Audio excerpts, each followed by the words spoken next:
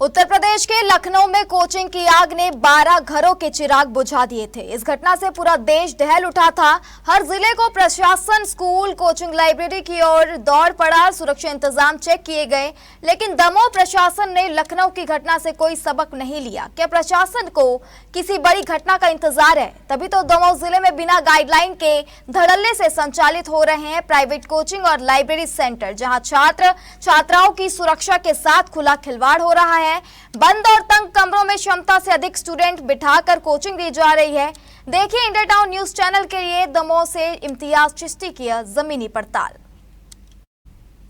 दमोह नगर के coaching centre खतरे से खाली नहीं है, जहां न पर्याप्त फायर सेफ्टी के इंतजाम है और न इमरजेंसी एग्जिट। अगर अचानक आग लग जाए तो बच्चा कैसे अपनी जान बचाएंगे? बाहर निकलने के लिए मात्र 3 फीट का एक ही दरवाजा है, वो भी नीचे। प्रशासनिक अधिकारियों का ध्यान आकर्षित कराया गया तो सिर्फ खाना पूर्ति करके मामला ठंडे बस्ते में डाल दिया जाता है। प्रशासनिक निर्देशों को कोरा कागज समझकर कोचिंग संचालक नजरअंदाज कर देते हैं। हमारी टीम के पड़ताल में दमोह की कोई कोचिंग और लाइब्रेरी सेंटर मौत का कुआं नजर आए। क्या कहा कोचिंग संचालकों ने, सुनिए। 25 से 30 दिख रही है।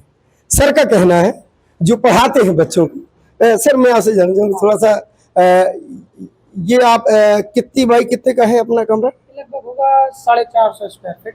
हाँ, ये लगभग 20-22 है ना?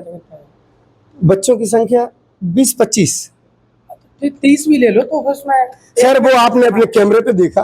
कुल मिला के कहा जाए कि यहाँ की निकासी एक है, 4 फुट का दरवाजा है। मैं कैमरा पर्सन से कहूँगा कि वो दिखाएं, अगर कुछ हादसा होता है तो इस 4 फुट के दरवाजे से बच्चे कैसे बाहर निकलेंगे। ये देखिए, ये अब आप अगर यहाँ 2 नहीं 4 लगा दें दरवाजे एक कमरे में तो, लेकिन बच्चों के लिए इमरजेंसी यहाँ से बाहर जाने के लिए एक रास्ता है। हम सर से जानना चाहेंगे, सर कोई इमरजेंसी रास्ता नहीं है आपके यहाँ? ऐसे थोड़ा पीछे हो जाएंगे। ये अगर कोई इसका शॉर्ट सर्किट होता है या कोई घटना खुदा खास्ता या ईश्वर न करे हो, तो कैसे आप बाहर निकालेंगे ये 150 बच्चों के लिए? नहीं तो अभी हमने मकान मालिक से बोल दिया है, तो यहाँ पे अपना पीछे गेट फूट रहा है। हाँ बिल्कुल, मतलब बनेगा वो, तो नीचे छत है तो छत से अभी फिलहाल निकासी एक है। अभी तो एक ही है। हाँ, इमरजेंसी के लिए ये भी यूज कर सकते हैं। तो हाँ, बाहर जाने के लिए, नीचे उतरने के लिए, हाँ, यहाँ पे ये फर्स्ट फ्लोर पे है। आप जब आएंगे ना 1 हफ्ते बाद, तो एंट्री अलग मिलेगी, एग्जिट अलग मिलेगा। शुभ नाम? अंकित रिछारिया जी हैं आप। साफ कहा है कि अगली मर्तबा हम इसमें सुधार करेंगे और बच्चों को और इमरजेंसी रास्ता देने की कोशिश करेंगे। चलिए, अंकित रिछारिया जी ये थे संचालक अंकित रिछारिया जी, जिनका साफ कहना है कि अब अगली मर्तबा जब आप आएंगे तो हम इमरजेंसी दरवाजा भी रख लेंगे। लेकिन आपने देखा अपनी स्क्रीन पर किस तरीके से एक कमरे में बच्चे भरे पड़े हुए हैं, लेकिन वो 25 से 30 नजर आए सर के कहे अनुसार।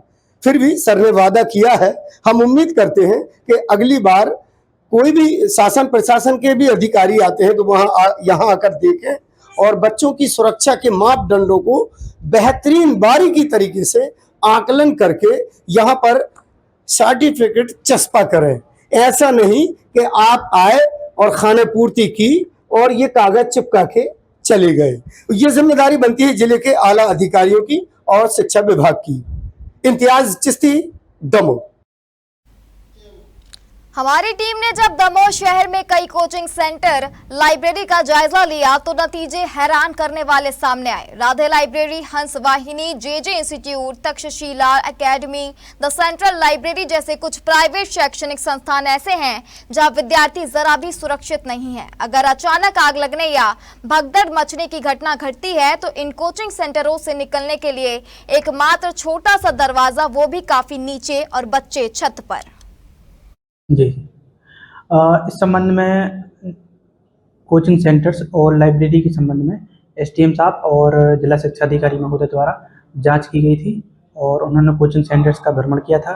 वह जांच रिपोर्ट मुझे कल प्राप्त हुई है और उस संबंध में कार्रवाई के मैंने निर्देश दिए हैं संबंधितों को। अभी तो हमारे द्वारा शिक्षा विभाग के अधिकारियों को भेज करके चेक कराया गया तो उनके द्वारा बताया गया कि गेट कंजेस्टेड है और दूसरा गेट उनको करने के लिए निर्देशित किया गया है।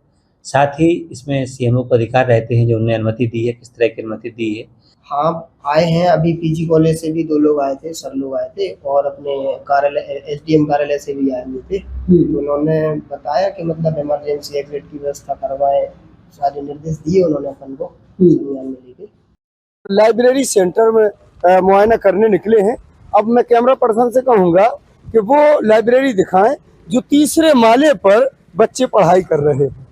ये देखिए MPIQ कोचिंग लाइब्रेरी, ये 3री मंजिल पे है। अब यहाँ पर 3री मंजिल पर बच्चे जाएंगे और वहां से कैसे उतरेंगे ये मैं आपको बहुत जल्दी में दिखाता हूँ। कैमरा पर्सन से कहूँगा कि फास्ट आए। ये देखिए यहाँ से बच्चे जाते हैं, ये रास्ता है 3री मंजिल तक जाने के लिए।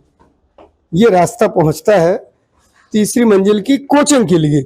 अब आप बताइए बच्चे जब ऊपर जाएंगे और कभी कोई घटना अगर घटती है तो एक ही रास्ता है ये 3री मंजिल तक जाते हैं।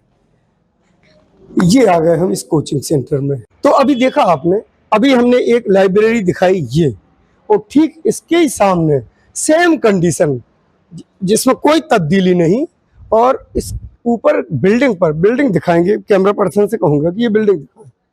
ये बिल्डिंग है पूरी, और इस बिल्डिंग पर टंगे हुए हैं बच्चे। अगर कोई हादसा हो तो आने के लिए ये 4 फुट का दरवाजा ही है। आइए मैं वो दरवाजा भी दिखाता हूँ आपको। ये देखिए, ये बच्चे निकलने का रास्ता है। अगर कोई हादसा होता है तो यहाँ से बच्चे निकलेंगे। इधर आइए आप, ये देखिए आप, ये दमोह कोचिंग सेंटर का हाल है। और हम अब यहाँ ऊपर आ गए हैं, और ये ऑफिस है, और यहाँ आइए हम दिखाते हैं आपको। ये क्लास चल रही है, ये देखिए आप, यहाँ क्लास है। यहाँ आइए, उस तरफ भी क्लास है।